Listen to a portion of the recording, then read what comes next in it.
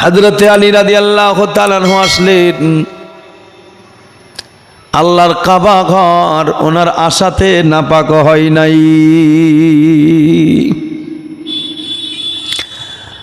মা সন্তান জন্ম দিয়েছেন কাবা ঘরে, কিন্তু কাবা নাপাক হয় নাই। ছেলে পৃথিবীর জমিনে আসলো, চোখ দুটো বন্ধ হয়ে আছে, তাকাই না। মা পেরেশান হয়ে গেলেন, পুত্র সন্তান দেখে আনন্দিত হলেন, কিন্তু চোখের দিকে তাকিয়ে দেখতেছেন চোখ খোলা নাই, তাকাই না। যাই হোক, বাড়ি নিয়ে আসা হলো, আত্মীয় স্বজন অনেকেই আসলো, কাউকে কিন্তু দেখে না। আল্লাহর নবী, দয়াল নবী হাবিবুল্লাহ সাল্লাল্লাহু আলাইহি সাল্লাম যখন আসলেন, হযরতে আলী রাদিয়াল্লাহু তাআলা আনহুকে আল্লাহর নবীজি কোলে নিয়েছেন। আর কোলে নেওয়ার সাথে সাথে হযরতে আলী চোখ খুলে আল্লাহর নবীর দিদার করতেছে। সুবহানাল্লাহ, সুবহানাল্লাহ। এই বাচ্চা ছেলেটা কি করে বুঝলো যে কোনটা দাদা, কোনটা চাচা, কোনটা খালা, কোনটা ফুফু আর কোনটা নবী? আপনি আমিও তো জন্মগ্রহণ করেছি মায়ের কোলে। আমরা জানতে পেরেছিলাম যে আমার মাকে জানতে পারা যায়, অন্যান্য কোল চিনতে না পারলে মায়ের কোল চিনতে পারা যায়। সব শিশুই মায়ের কোল চিনে, কিন্তু খালা ফুফু আত্মীয় স্বজনের কোল চিনা খুব মুশকিল। হযরতে আলী রাদিয়াল্লাহু তাআলা আনহু পরবর্তী সময়ে বলেছিলেন, ইয়া রাসূলুল্লাহ, ইয়া নবী আল্লাহ, আমি যখন আলামে আরোহাই রুহের জগতে ছিলাম, সেই সময় আমি অঙ্গীকার করেছিলাম পৃথিবীর জমিনে যখন যাব, সর্বপ্রথম আমি যে বস্তু বা যাকে দেখব সে অন্য কেউ হবে না, তিনি হবেন দয়ার নবী মুহাম্মদুর রাসূলুল্লাহ সাল্লাল্লাহু আলাইহি ওয়াসাল্লাম। আল্লাহর নবীকে হযরতে আলী বলেছিলেন, ইয়া রাসূলুল্লাহ, ইয়া নবী আল্লাহ, সেই কারণে আমি কারো কোলে চোখ খুলি নাই। যখন দেখলাম দয়াল নবী রাহমাতুল লিল আলামিনের কোল, সেই কোলে বসে আমি আপনার দিদারে ধন্য হয়েছিলাম। মানুষ তো অবশ্যই, কিন্তু মানুষের মধ্যে ইনারা হচ্ছেন টোটালে আলাদা মানুষ।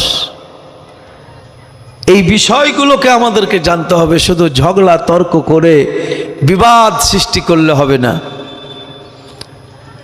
মতনৈক্য সৃষ্টি করলে হবে না।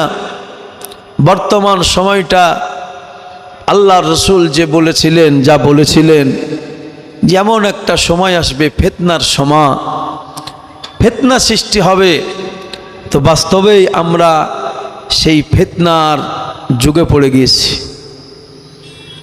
এই ফিতনার যুগে বিভিন্ন ধরনের বক্তা আলেম, কত কোয়ালিটির, কত রকমের যে বক্তা বক্তব্য দিতে গিয়ে ফিতনা সৃষ্টি করে মূল বিষয়বস্তুই কিন্তু আজকে আমরা হারিয়ে দিয়েছি। আপনি যদি দেখেন, খুঁজতে গেলে আর আমাদের মধ্যে সেই ইসলাম নাই, সেটা আর নাই, হারিয়ে গেছে। মানে সেই কম্বল রুয়া বাঁচতে গিয়ে দেখা যাচ্ছে কম্বলই নাই। তা আমাদের বিষয়টা কিন্তু ওই জায়গায় একটু দাঁড়িয়ে গিয়েছে। সবাই আমরা আপন আপন জায়গায় জান্নাতি বলে ঘোষণা করছি যে আমরা সবাই জান্নাতি, যে দলে হোক, কেউ জাহান্নামে যেতে রাজি নাই। এখন মূল কথা হলো সবাই আপন আপন দাবিদার, কিন্তু ওজন যদি করা যায় দেখা যাবে সে আমি বলে নয়, আপনাদেরকে বলি, আহলে সুন্নাতুল জামাত আমি পালন করি বলে যে আমারটাই আমি বলছি আমি পালন করি, সেই কারণে এমনি দান করলেন ঠিক আছে, এটা দানের টাকা, ওই কমিটিকে দিবেন। একটু দরুদ শরীফ পাঠ করুন। আল্লাহুম্মা সাল্লি আলা সাইয়্যিদিনা মাওলানা মুহাম্মদ ওয়ালা আলি সাইয়্যিদিনা মাওলানা মুহাম্মদ সাল্লাল্লাহু আলাইহি সাল্লাম। বাবারা, ভাইরা আমার, তো আল্লাহ পাকের নবী বলছেন, আমি এবং আমার আহলে বায়াত, এই আহলে বায়াত মানেই ইমাম হাসান হুসাইন, মা ফাতেমা, হযরতে আলী, নবী পাক সাল্লাল্লাহু আলাইহি সাল্লাম। নবীর পরে এই চারজনই নবী বলেছেন এগুলো হচ্ছে আমার পরিবার। তো হুজুর বলছেন এই পরিবারের সূত্র ধরে, এদেরকে মহব্বত করে, এদের রাস্তা, এদের আদর্শ ধারণ করে যারা তোমরা আমার নিকটে পৌঁছাবা, তারাই হিসাব মতো সঠিক জায়গায় দাঁড়িয়ে থাকবা। ভাইরা আমার, বাবারা আমার, হযরতে আলী রাদিয়াল্লাহু তাআলা আনহু এমন একজন সাহাবী ছিলেন। চারজন সাহাবীর মধ্যে আপনাদেরকে বলি, উনি যদি প্রথম খলিফা হয়ে যেতেন, আল্লাহর হাবিবের পরে যদি উনি মসনদে বসতেন আমিরুল মুমিনিন হিসাবে, খেলাফাতুল মুসলিমিন হিসাবে, উনি কিন্তু বসে গেলে সাইয়্যিদিনা আবু বকর সিদ্দিক রাদিয়াল্লাহু তাআলা আনহু খলিফা হতে পারতেন না। হযরতে ওমর রাদিয়াল্লাহু তাআলা আনহু তিনিও হতে পারতেন না। হযরতে ওসমান গনি রাদিয়াল্লাহু তাআলা আনহু তিনিও আপনার খলিফা হতে পারতেন না। উনি যদি বসে যেতেন, হিসাব মতো পৃথিবীর জমিনে আবু বকর সিদ্দিক আলী রাদিয়াল্লাহু তাআলা থেকে বয়সে বড়, ওমর বয়সে বড়, ওসমান গনিও হচ্ছেন বয়সে বড়। ইনি পৃথিবীর জমিনে থাকবেন, আবু বকর কিন্তু অতদিন থাকবেন না। ওমরেরও বয়স হয়ে এসেছে, উনিও কিন্তু থাকবেন না। ওসমান গনি তিনিও কিন্তু থাকবেন না। হিসাব মতো আবু বকর সিদ্দিক রাদিয়াল্লাহু তাআলা আনহু আল্লাহর হাবিবের জগৎ থেকে পর্দা নেওয়ার পরে শুধুমাত্র 2 থেকে 3 বছর মনে করুন খেলাফতের আসনে বসে 63 বছর বয়স যখন হয়ে গেল, পৃথিবীর জমিন ছেড়ে আবু বকর সিদ্দিক রাদিয়াল্লাহু তাআলা আনহু আল্লাহর ডাকে সাড়া দিয়া আল্লাহর হাবিবের রওজার পাশে গিয়ে আরাম করলেন।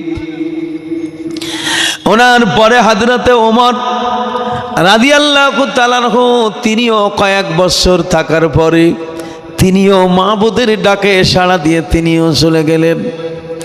হযরতে ওসমান গনি রাদিয়াল্লাহু তাআলা আনহু প্রায় দীর্ঘ 10 বছর রাজত্ব চালানোর পরে, খেলাফত পদ চালানোর পরে তিনিও আপনার পৃথিবীর জমিন থেকে আল্লাহর ডাকে সাড়া দিয়ে চলে গেলেন।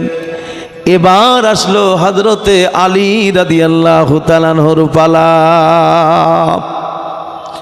তাহলে উনি থাকছেন, ইনারা চলে যাচ্ছেন। উনি যদি থেকে যেতেন প্রথমে, তাহলে হিসাব মতো ইনারা চমকাতেন না। হযরতে আলীকে রাদিয়াল্লাহু তাআলা আনহুকে যদি আপনি বসেন, আপনার আমার নবীর কাছে আপনাকে একটু নিয়ে যাই। এবার আদম পয়গম্বর প্রথম মানুষ, আল্লাহর নবী, নবীদের জামাতের মধ্যে সমস্ত নবীর শেষে পৃথিবীর জমিনে এসেছেন। আল্লাহর হাবিব বলেন, আমার আল্লাহ পাক আদমকে তৈরি করেন নাই। আদম পয়গম্বর তৈরি হয়নি মাটি পানি আগুনের মধ্যে মিশে আছে, কোনো তার মূর্তি তৈরি হয় নাই। আল্লাহর হাবিব বলতেছেন, আমার আল্লাহ পাক আমাকে খতামান নবীনের মোহর তার আগে লাগিয়ে দিয়েছেন। বন্ধুরে আমার, পৃথিবীর জমিনে বহু নবী রাসূল আমি পাঠাবো, সমস্ত নবীদের তুমি হলে সর্দার, কিন্তু তোমাকে শেষে যেতে হবে। আল্লাহর হাবিব বলছেন আদম তৈরি হয় নাই, আমার আল্লাহ পাক আমাকে খাতামান নবীনের মোহর তার তৈরির পূর্বে আমাকে দিয়েছে। নবী যদি আগে চলে আসতেন, আদম নবীর নবুয়ত চমকাতো না, মুসা নবীর নবুয়ত চমকাতো না, দাউদ নবীর নবুয়ত চমকাতো না, ঈসা নবীর নবুয়ত চমকাতো না। সমস্ত নবীকে পূর্বে চমকে দিয়ে আল্লাহর হাবিব শেষে এসে বললেন আনা খাতামান নবীন লা নাবিয়া বাদি, আমি হলাম নবীদের শেষ, আমার পরে আর কোনো নবী আসবেন না। হযরত আলী রাদিয়াল্লাহু তাআলা আনহু খেলাফতের দাবিদার হিসাব মতো প্রথম স্তরেই হওয়া উচিত ছিল তিনার, তার কারণ যতই যে ব্যাখ্যা করুক, সর্বপ্রথম আল্লাহর হাবিবের কালমা যিনি পড়েছিলেন তিনি হচ্ছেন মা খাদিজা রাদিয়াল্লাহু তাআলা আনহা। তাহলে ইসলামের প্রথম হিসাব মতো বীজ না হলে আপনার গাছ হবে না। আল্লাহর হাবিব বীজ আগারে লাগালেন মা খাদিজা রাদিয়াল্লাহু তাআলা আনহাকে। গারে হিরা থেকে আল্লাহর নবী যখন আসলেন, মা খাদিজাকে কথাগুলো বললেন। মা খাদিজা নবীজির বিবি আল্লাহর হাবিবের কালমা পড়ে সাক্ষী দিয়ে দিলেন, হুজুর আমি আপনাকে আজকে নয়, আপনাকে বিশ্বাস করার পূর্বে, আপনাকে বিবাহ করার পূর্বে আপনাকে আমি নবী রসুল বলে বিশ্বাস করেছি। নবী গো, আপনাকে নবী রসুল বলে যদি বিশ্বাস না করতাম, আমি খাদিজা এই বয়সে আমার কোনো স্বামীর প্রয়োজন ছিল না। ইয়া রাসূলুল্লাহ, ইয়া নবী আল্লাহ, আপনাকে বিবাহ করার পূর্বে দুইবার বিবাহ হয়েছে, কয়েকটা সন্তানের আমি মা।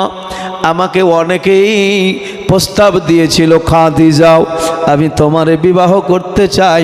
বিভিন্ন দেশের বিভিন্ন যুবক, কত ধনীরা আমাকে বিবাহ করতে চেয়েছিল, কিন্তু না না, আপনাকে আমি বিবাহ করেছিলাম তার কারণ হলো নবী গো, আমি জানতে পেরেছিলাম আব্দুল্লাহর বেটা মোহাম্মদ এখন, আব্দুল্লাহর বেটা আমান এখন, আল আমিন এখন, কিন্তু ভবিষ্যতে এই আব্দুল্লাহর বেটা মোহাম্মদুর রাসূলুল্লাহ প্রচার করবেন।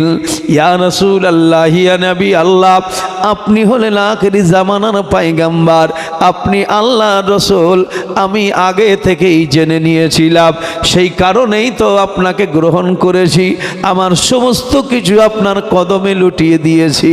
আমার নবীজি যখন বললেন খাদিজারে, যখন বিশ্বাস করেছো তাহলে একবার জবানে বলো আশহাদু আল্লা ইলাহা ইল্লাল্লাহু ওয়া আশহাদু আন্না মুহাম্মাদান আবদুহু ওয়া রাসূলুহু। মা খাদিজাকে নবীজি কালমা পড়িয়ে দিলেন। সর্বপ্রথম মা খাদিজা, নারী পুরুষ বলেন, যুবক যুবতী বলেন, আর গোলাম বলেন, আজাদ বলেন, সবার আগে কিন্তু মা খাদিজা ইসলাম গ্রহণ করলেন। মা খাদিজাকে নবীজি নামাজের শিক্ষা দিলেন। সেই নামাজ কিন্তু ফরজ নামাজ ছিল না। নামাজ আগে থেকেই আছে, আদম নবীর যুগ থেকেই নামাজ আছে, কিন্তু সব নবীর যুগে 5 ওয়াক্ত নামাজ ছিল না। সব নবীর যুগে 1 মাসের রোজা ছিল না। সব নবীর যুগে জুম্মার নামাজ ছিল না। সব নবীর যুগে ঈদের নামাজ ছিল না। নামাজ ছিল, কিন্তু এইভাবে আপনার ছিল না। আল্লাহর হাবিব মা খাদিজাকে নিয়ে নামাজ আদায় করতেছেন, কেউ জানে না, শুধুমাত্র মা খাদিজাকে রসুল শিখিয়েছেন। রাতের বেলা মা খাদিজা আল্লাহর হাবিব দুইজনে রাতের অন্ধকারে, মনে করুন গভীর রাতে ইবাদত করতেছেন। হযরতে আলী রাদিয়াল্লাহু তাআলা আনহু খুব বাচ্চা অবস্থায় আপনার আমার নবীর বাড়িতে গিয়েছিলেন। নবীজির চাচা আবু তালিব নবীকে যে কত ভালোবেসেছেন আমার মনে হয় বাবা, সারা পৃথিবীর নবীর ভালোবাসা একদিকে, আর নবীর চাচা আবু তালিবের ভালোবাসা যদি অপর দিকে রাখা হয়, আবু তালিবের ভালোবাসা মহব্বতের পাল্লা ভারী হবে। চাচার হক ভাতিজার উপরে যেটা হয়, হযরতে আবু তালিব নবীজির চাচা, সে হক এবং ইনসাফ দুটোই আদায় করেছে। জান্নাত জাহান্নাম কোথায় যাবে সেটা আল্লাহ রসুলের ব্যাপার, অত ফায়সালা বাবা কেউ করতে যেন না। নিজের ঠিকানাটা আগে খোঁজেন যে আপনি কোথায় যাবেন। আবু তালেবকে নিয়ে আপনি ব্যস্ত, নবীর বাপকে নিয়ে আপনি ব্যস্ত, নবীর মাকে নিয়ে আপনি ব্যস্ত, হ্যাঁ, নবীর আত্মীয় স্বজন নিয়ে ব্যস্ত, আপনি জান্নাত নিয়ে ব্যস্ত। আপনার ঠিকানাটা কোথায় এটাকে আপনি দেখুন। হাকিকত কুছ और है, দেখাওয়া কুছ ऐसा है, হাকিকত কুছ और है। মানে দেখে যেটা বোঝা যাচ্ছে, দেখে যেটা মনে হচ্ছে সেটা একটা একরকম, ভিতরে বাইরে আরো অনেক কিছু থাকতে পারে। অতএব নবীর বংশধর নিয়ে অত মাথা কি বলবো আপনার, অত গোলাগুলি করা ঠিক নয়। আল্লাহ রসুলের মা সম্পর্কে এক আলেম বলছে জাহান্নামে যাবে, বাপ জাহান্নামে যাবে। বোকা, পৃথিবীর শ্রেষ্ঠ মা, পৃথিবীর শ্রেষ্ঠ পিতা আব্দুল্লাহ একদিকে, সারা পৃথিবীর বাবা একদিকে, আমিনা একদিকে, সারা পৃথিবীর মা একদিকে। কোথায় যাবে, কি হবে, তোমার বিচার করার অত প্রয়োজন মনে করো না। আল্লাহ রসুল জানেন তাদের কি হবে না হবে, তাদের ব্যাপার। তো হযরতে আলী রাদিয়াল্লাহু তাআলা আনহু মসজিদের পাশে প্যান্ডেলে যেসব মহিলারা আছেন, আপনারা এই জালসার মাহফিলে চলে আসুন। এখানে সুন্দর জায়গার ব্যবস্থা করা হয়েছে, আপনারা ওখান থেকে এই জালসার মাহফিলে চলে আসুন। ঈদগাহে যেখানে জালসা হচ্ছে, এখানেই মায়েদের জন্য আলাদা ব্যবস্থা করা হয়েছে। ওখানে না থেকে আপনারা এখানে চলে আসুন। মহাব্বতে দরুদ শরীফ আল্লাহুম্মা সাল্লি আলা সাইয়্যিদিনা মাওলানা মুহাম্মদ ওয়ালা আলি সাইয়্যিদিনা মাওলানা মুহাম্মদ সাল্লাল্লাহু আলাইহি সাল্লাম। ভাইরা বাবারা আমার, হযরতে আব্দুল মুতাল্লিব নবীজির দাদা যেদিন পৃথিবীর জমিন থেকে বিদায় হয়ে যাচ্ছেন, নবীজির দাদা আব্দুল মুতাল্লিব আবু তালিবকে ডাক দিয়ে বললেন, বাবা, তোমার ছোট্ট ভাই আব্দুল্লাহ পৃথিবীর জমিন থেকে বিদায় হয়ে গিয়েছে। আমি তোমার বাবা, আমারও যাওয়ার সময় হয়েছে, আমিও এখন চলে যাব। আমার খুব আদরের, খুব মহব্বতের, খুব কাছের, খুব নিকটের, আমি এই মুহাম্মদকে খুব ভালোবাসি। আমার পোতা, অনেকগুলো ছেলে ছিল, কিন্তু কাউকে দায়িত্ব না দিয়ে আব্দুল মুতাল্লিব জানেন আবু তালিবের মতো দায়িত্ব কেউ পালন করবে না। আবু তালিবকে মুহাম্মদুর রাসূলুল্লাহকে ধরে আবু তালিবকে দায়িত্ব দিলেন, বাবা, বেইনসাফি করিও না, না হক করিও না।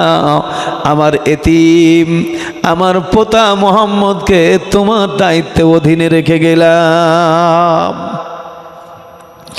দাদু বিদায় হয়ে চলে গেলেন। আবু তালিব চাচা জীবনে কোনোদিন ভাতিজা বলে সম্বোধন করেন নাই, কারণ হয়তো ভাতিজা বললে একটু পরে দূর দূর মনে হয়। কোনো মানুষ কেউ জিজ্ঞাসা করলে উনি বলতেন আমার এটা সন্তান, সন্তানের পরিচয় দিতেন, এটা আমার ছেলে। অনেক কথা। যাই হোক, নবীজিকে এত আদর যত্ন করেছেন, এত দেখাশোনা করেছেন। যাই হোক, আস্তে আস্তে নবীজির যখন বিবাহ সম্পন্ন হলো মা খাদিজার সাথে, সেই সময় মা খাদিজাকে নবীজি পেয়ে নবীজির সাংসারিক জীবনে কোনো রকম আর অভাব থাকলো না। আল্লাহ পাক কোরআনের মধ্যে একটা সূরা দিয়েছেন, সূরা দুহা পড়ে দেখবেন। ফাআম্মাল ইয়াতীমা ফালা তাকহার ওয়া আম্মাস সাইলা ফালা তানহার ওয়া আম্মা বিনি'মাতি রাব্বিকা ফাহাদ্দিস। এই সূরার মধ্যে, এই আয়াতগুলোর মধ্যে নবীজির কথা লেখা আছে। আল্লাহ পাক নবীকে বলছেন, বন্ধু গো, আমি আপনাকে এতিম অবস্থায় পেয়েছি, আপনাকে আমি সাইল অবস্থায় পেয়েছি, আপনাকে এত ধন সম্পদের মালিক বানিয়ে দিয়েছি, আপনাকে এত বড় করে দিয়েছি, এত মর্যাদা দিয়েছি। ওগো নবী, আপনার দুঃখ কষ্ট আমি আল্লাহ পাক সব আপনার ভুলিয়ে দিয়েছি। মা খাদিজাকে নবীজি পেয়ে নবীজির সাংসারিক জীবনে যে দুঃখ কষ্ট ছিল সব দূর হয়ে গিয়েছে। আবু তালিবের বেশ কিছু সন্তান নিয়ে সাংসারিক জীবনের মধ্যে বড় টানাপড়া চলতেছে। এই সময় আপনার আমার নবী ভাবনা চিন্তা করে দেখলেন, আমার চাচা আবু তালিব ছোট্ট থেকে আমাকে নিয়ে আদর করেছে, যত্ন করেছে, কোনো রকম কোনো কিছু অভাব হতে দেয় নাই।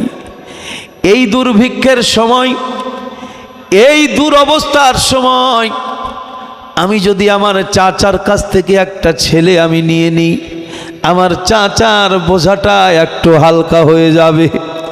তাই নবীজি গেলেন, চাচা আবু তালিবকে বললেন, কিন্তু আবু তালিব মুখ ফুটে যেন বলতেও পারেন না, কিন্তু মনের দিক থেকে ইচ্ছা আছে।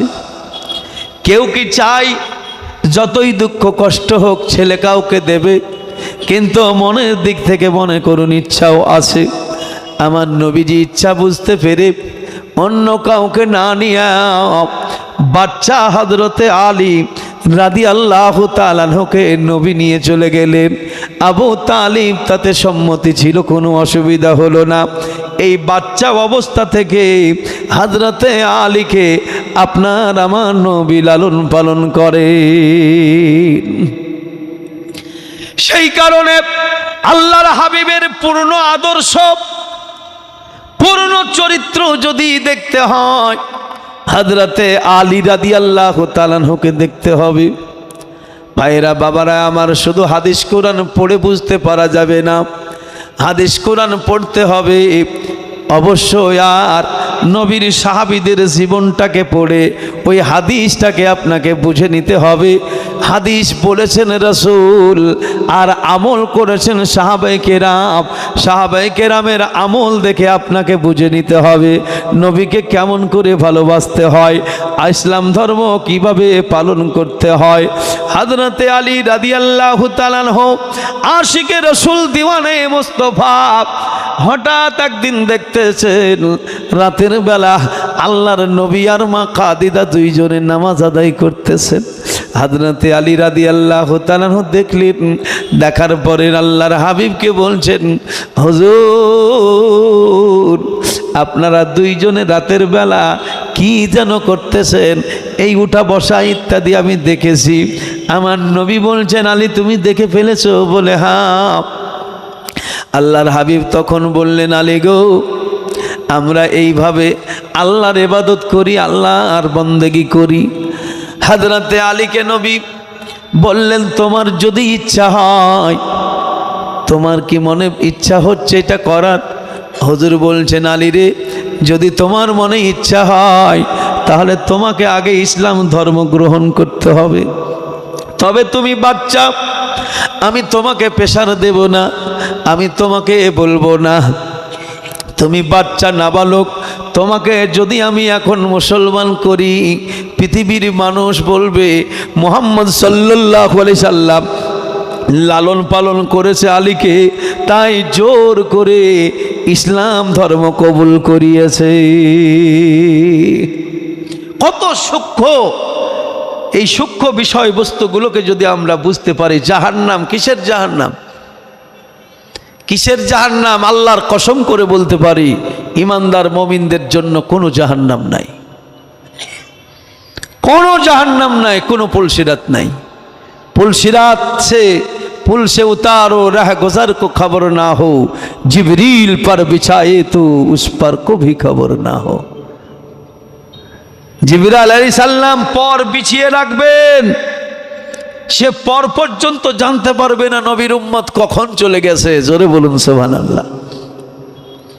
নিজেকে তৈরি করুন, নিজেকে পবিত্র করুন।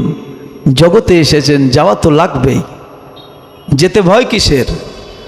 দাদা গেছে, বাবাও গেছে, কেউ তো ফিরে আসবে না, এমনই ভাবে যেতে হবে, বুঝে কেন বুঝো না? কাফনের কাপড় পরতে হবে, এ কাপড় তো থাকবে না। ধনী থাকো গরিব থাকো, আজরাইল কাউকে ছাড়বে না। যাওয়া যখন লাগবে আগে থেকেই প্রস্তুতি হয়ে যাব। আজকের এই জালসারি খবর বলি, বেশ কিছুদিন আগেই আমাকে মাস্টার সাহেব বলেছেন, ভাই এই বিষয়টা আমরা শুনতে চাই। তাহলে আমাকে আগে থেকেই প্রস্তুতি নিতে হয়েছে। তারপরে বলেছেন হতে পারে এশার পর, আবার এমনও হতে পারে আসরের পর। তাহলে আসরের পরে যখন হবে, আমি কি করলাম, আগে থেকেই দেখলাম আসর থেকে মগরিব টাইম অল্প, এই টাইমের মধ্যে আমাকে বক্তব্য দিতে হলে ওখানে গিয়ে সাজুকুজু করলে হবে না, বাড়ির পাশেই যখন বাড়ি থেকেই সেজে যাওয়া লাগবে।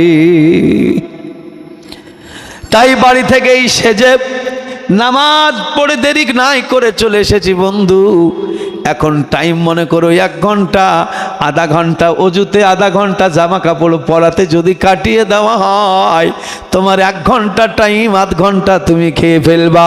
তাই বাবারে, জগতের বুকে দুনিয়ার মানুষ আমরা, পৃথিবীর জমিনে আমরা এসেছি। আদম নবী এসেছেন, প্রায় 1000 বছর ছিলেন, চলে গেছেন। নূহ নবী ছিলেন প্রায় 1000 বছর, তিনিও চলে গেছেন। কেউ 3000 বছর ছিল, সেও গেছে। 2000 বছর ছিল, সেও গেছে। 50 বছর তুমি আমি আছি, চলে যাব। কিন্তু যদি এইভাবে নিজেকে প্রস্তুতি নিয়ে চলে যাও, পরজগতে কোনো ভয় নাই। জান্নাতে রই হর অপরি,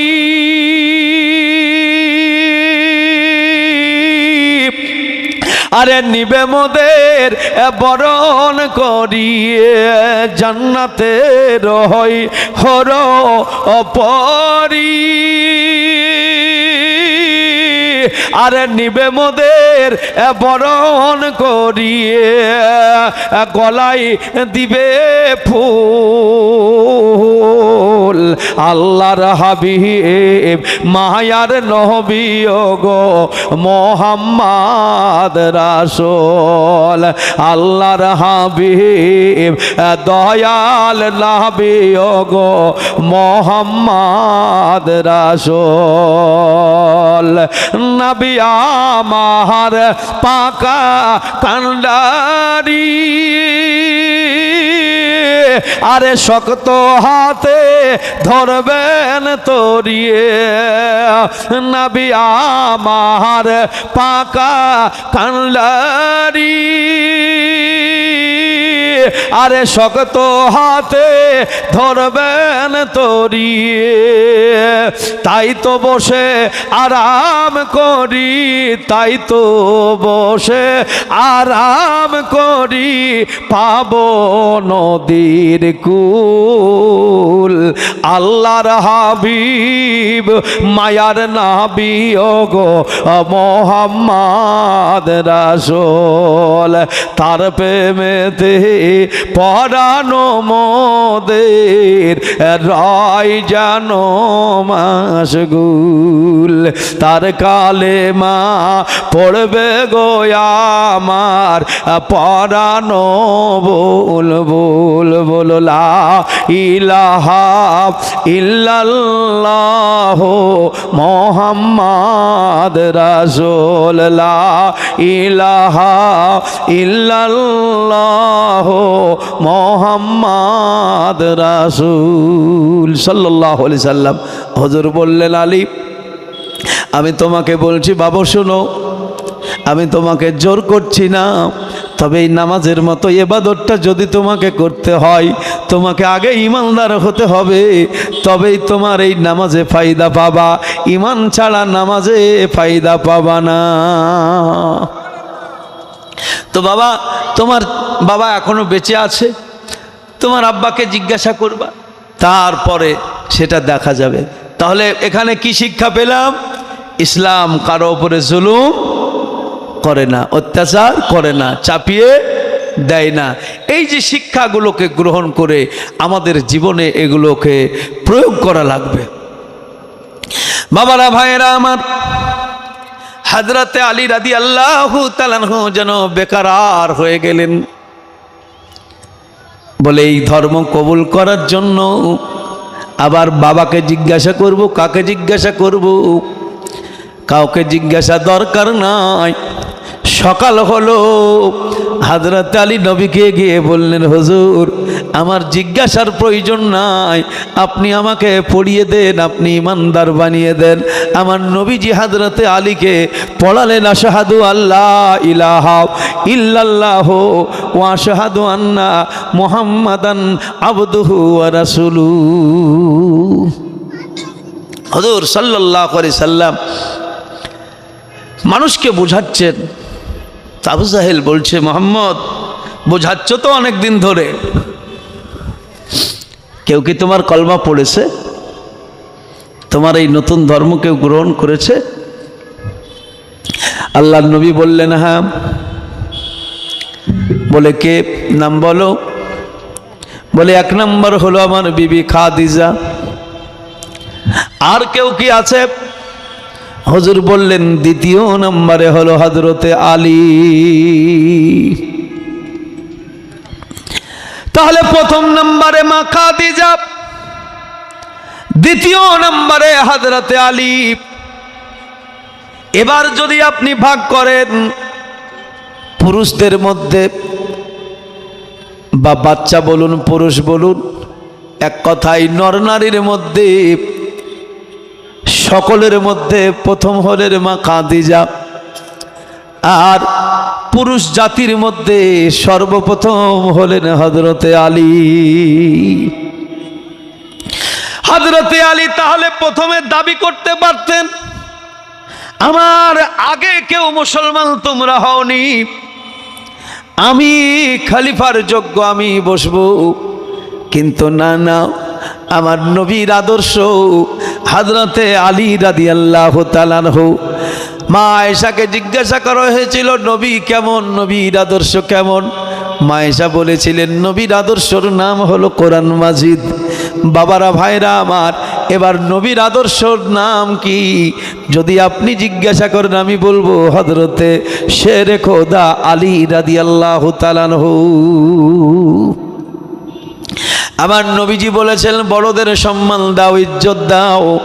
হযরতে আলী রাদিয়াল্লাহু তাআলা আনহু তাই সেখানে দাবি করলেন না। আবু বকর সিদ্দিকের হাত ধরে হযরতে ওমর রাদিয়াল্লাহু তাআলা আনহু ঘোষণা দিয়ে দিলেন। হযরতে ওমর নিজে বাইয়াত গ্রহণ করলেন, সব সাহাবী আবু বকর রাদিয়াল্লাহু তাআলা আনহুকে মেনে নিলেন। হযরতে আলী রাদিয়াল্লাহু তাআলা আনহু কোনো আপত্তি থাকলো না। বাবা জীবন ভাইরা আমার, এইভাবে হযরতে আলী রাদিয়াল্লাহু তাআলা আনহুর কথাটা আবু জাহেলকে যখন রাসূল বললেন, খাদিজা ইসলাম গ্রহণ করেছে, তারপরে আমার বাড়িতে যে বাচ্চা আলী সে ইসলাম গ্রহণ করেছে। আবু জাহেল বলল, মুহাম্মদ তোমার এই সওদা বিক্রি হবে না, হবে না, বন্ধ করো। তোমার সওদা বিক্রি হলে অনেকেই তোমাকে গ্রহণ করত, দেখো কেউ গ্রহণ করে নাই তোমার বিবি ছাড়া। আর বিবি তোমাকে মানবে না তো অন্য কারো কথা শুনবে। তোমার বিবি বলে তোমাকে গ্রহণ করেছে, অন্য কোনো বিবি তো গ্রহণ করে নাই। তোমার বাড়িতে আলী থাকে, তোমার বাড়িতে খায়, তুমি তাকে দেখাশোনা করো সেই বাচ্চা হিসাবে, তাই হযরত আলী তোমাকে গ্রহণ করেছে। শোনো মুহাম্মদ, তোমার এই ধর্ম কেউ কবুল করবে না, তুমি বন্ধ করে দাও। আল্লাহর হাবিব বন্ধ না করে জগৎবাসীকে শিক্ষা দিয়েছেন, ওরে আমার উম্মতেরা, সত্য প্রকাশ করতে গিয়ে জীবনে বহু কষ্ট হবে। আমি রাসূলুল্লাহর দিকে তাকিয়ে দেখবি, একদিন সত্য প্রকাশ হবে, তার জয় হবে। আল্লাহর হাবিব সেটা দেখিয়ে বুঝিয়ে তার জীবন দিয়ে আমাদেরকে বুঝিয়ে দিয়েছে। হযরত আলী রাদিয়াল্লাহু তাআলা আনহু এইভাবে নবীজির দরবারে থাকেন। ধীরে ধীরে বয়স বাড়তে আছে। মাহারা সন্তান ফাতেমাতুজ জাহরা রাদিয়াল্লাহু তাআলা আনহা, আমার নবী আপনার নবী লালন পালন করেন মা ফাতেমাকে। মা ফাতেমার বয়স প্রায় মনে করুন আপনার 16 থেকে 18 বছরের বয়স হয়ে গিয়েছে। বহু মানুষ মা ফাতেমাতুজ জাহরাকে বিবাহ করার জন্য অনেকেই রাসূল পাকের দরবারে আরজি পেশ করেছেন। এমনকি কিতাবের মধ্যে আছে সাইয়্যিদিনা আবু বকর সিদ্দিক রাদিয়াল্লাহু তাআলা আনহু, তিনি নবীজিকে আবদার করেছিলেন, হুজুর আপনার বিটি ফাতেমাকে আমি বিবাহ করতে চাই। হযরতে ওমর রাদিয়াল্লাহু তাআলা আনহু, বিশিষ্ট সাহাবী, তিনিও আবদার করেছিলেন, হুজুর আপনার বিটি ফাতেমাকে আমি বিবাহ করতে চাই। এইভাবে নবীজির হাতে গড়া আরও বিশিষ্ট বিশিষ্ট সাহাবী যিনারা ছিলেন, তিনারাও কিন্তু রাসূলের দরবারে আরজি পেশ করেছিলেন, হুজুর ফাতেমাকে বিবাহ করব। আমার নবী কোনো কারো আরজি গ্রহণ করেন নাই। আবু বকর সিদ্দিককে ভালোবাসতেন কিন্তু জামাই হিসাবে গ্রহণ করেন নাই। ওমরকে ভালোবাসতেন কিন্তু জামাই হিসাবে গ্রহণ করেন নাই। কিতাবের মধ্যে লেখা আছে এতগুলো সাহাবীর মধ্যে হযরতে আলী রাদিয়াল্লাহু তাআলা আনহু জীবনে কোনোদিন আল্লাহর হাবিবের দরবারে বিবাহ করব এমন কথা নবীর দরবারে কোনোদিন বলেন নাই। হযরত আলী রাদিয়াল্লাহু তাআলা আনহু নবীর বাড়িতেই থাকেন। ঘর বলেন, বাড়ি বলেন, খাদ্য বলেন, যাই বলেন, সব কিছু নবীর কাছ থেকেই। এবার সাহাবীদের মধ্যে হযরতে ওমর আবু বকর সিদ্দিককে যেন একদিন বলেন, আবু বকর ভাইজান আপনি আরজি করলেন, নবী আপনাকেও গ্রহণ করলেন না, আমি আরজি করেছি আমারও গ্রহণ করেন নাই।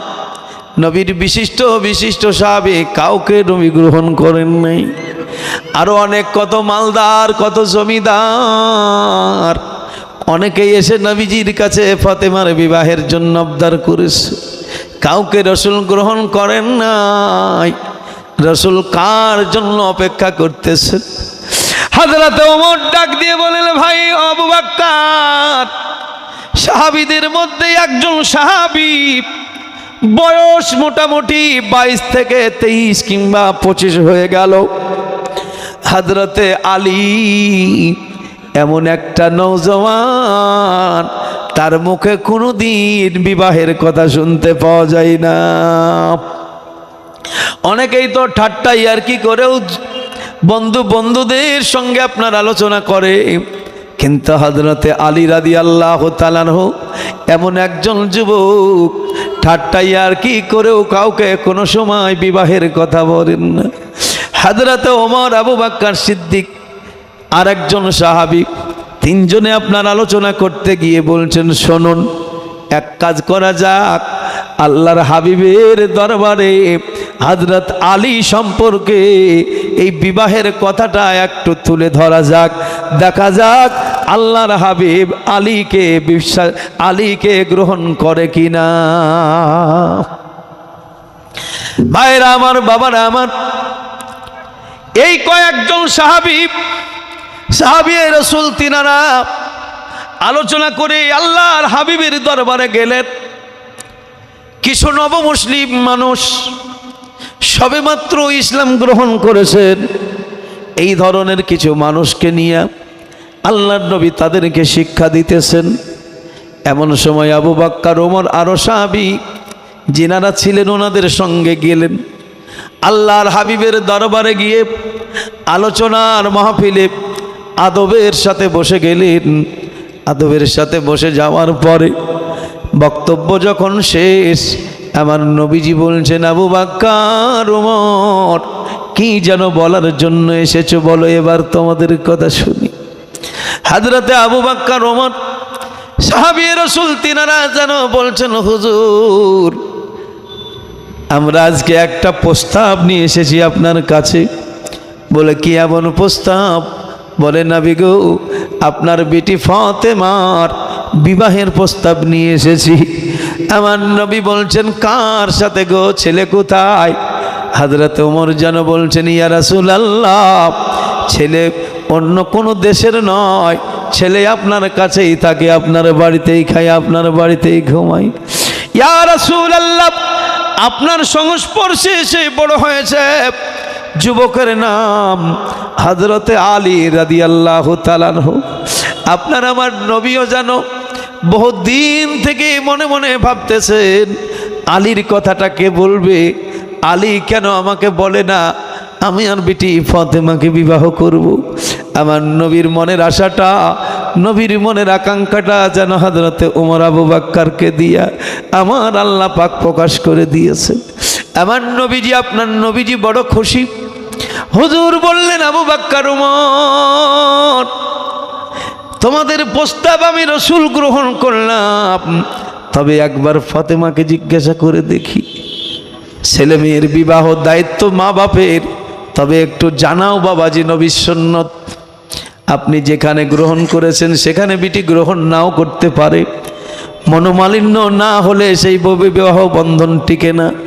সেই কারণ নিজের ওপরে শুধু দায়িত্ব নিয়ে পাগলামি করবেন না, ছেলে মেয়েকে একটু জানাও প্রয়োজন আছে।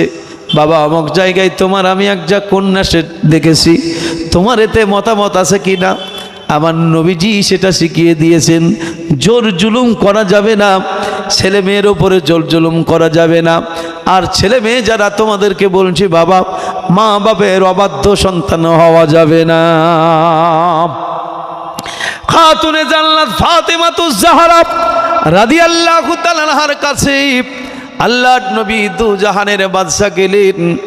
যাওয়ার পরে রাসূল বলতেছেন, মাগো, আজকে একটা প্রস্তাব নিয়ে এসেছি, এমন একটা প্রস্তাব যেটা পছন্দের হয়, যেটা খুব ভালো হয়, মহব্বতের হয়, সেই জিনিসটার প্রশংসা করতে দেখবেন ভালো লাগে।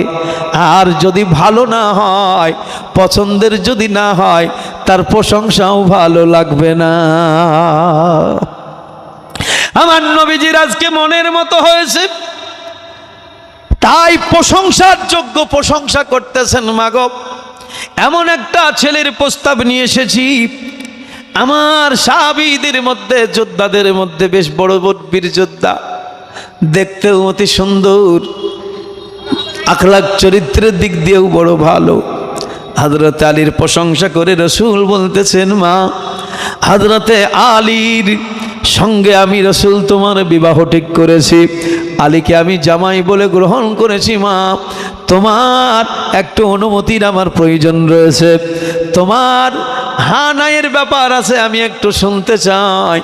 খাতুনে জান্নাত ফাতেমাতুজ জাহরা রাদিয়াল্লাহু তাআলা আনহা আল্লাহর হাবিবের কথা প্রসঙ্গে বুঝতে পেরেছেন, আমার আব্বা হুজুর আমার জামাই হিসাবে, স্বামী হিসাবে হযরতে আলীকে চয়েস করেছেন। তাই খাতুনে জান্নাত চুপ হয়ে গেলেন।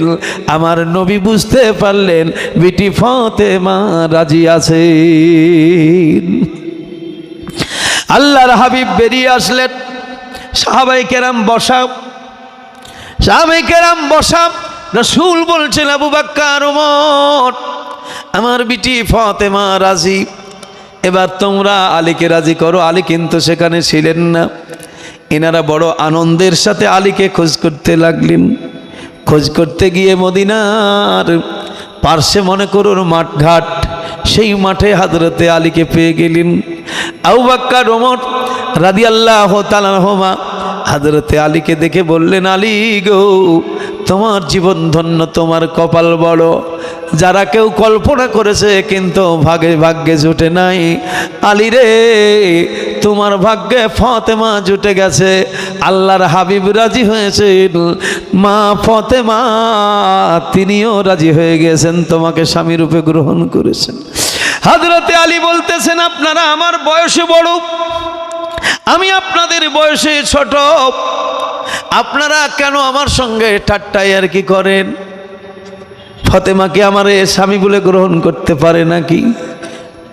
নবী কি আমাকে গ্রহণ করতে পারে? আপনারা ঠাট্টা আর কি কেন করতেছেন?